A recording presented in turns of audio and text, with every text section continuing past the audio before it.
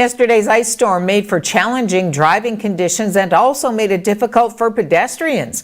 Everything is covered in a coat of ice this morning, so be careful on the roads and sidewalks. There were several power outages last night caused by trees falling onto power lines on Great Northern Road, north of 3rd Line to the city limits, Old Gooley Bay Road from 4th Line to 6th Line, White Pine and Backcountry. Also affected Airport, Baseline, Gagnon, Walls and Sunnyside Beach. Highway 17 North was closed from Highway 556 Hayden to Wawa. The city wants to remind you that scheduled garbage collection and recycling today is canceled and that next Tuesday's collection will allow for a 4-bag limit for those routes affected.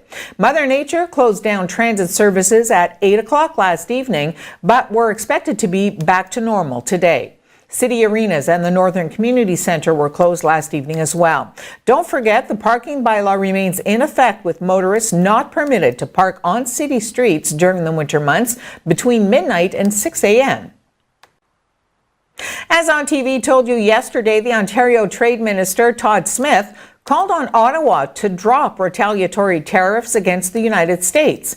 In a news release, MP Terry Sheehan said that he thinks the people on the ground, the steelworkers, the downstream small businesses, the producers, they know the Ford government is playing political games. He further noted that the Canadian Steel Producers Association, of which both Algoma Steel and Tenaris Tubes are members, have come out in support of the federal government's actions. The Canadian Steel Producers Association tweeted yesterday that the federal government's retaliatory action against the USA is vital in protecting businesses and steelworkers. These measures represent an appropriate response and should stay in place until the U.S. lifts the tariffs on Canada.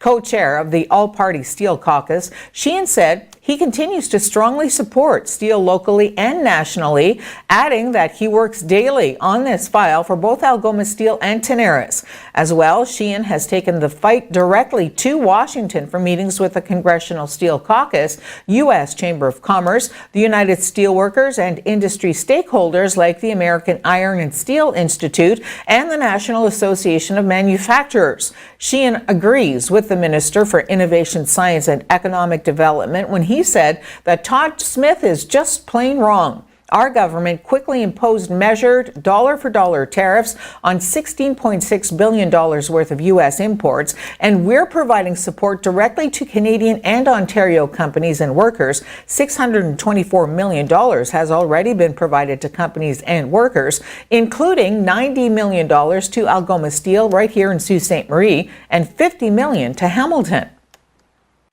White House counselor in the States, Kellyanne Conway, said the president will use his State of the Union address tonight to call for an end to the politics of resistance, retribution, and urge Americans to work together. The national emergency, if he were in fact to execute on that, Kristen, which he has not so far, is because he believes that we have a crisis on the southern border and the Congress has failed to do its job.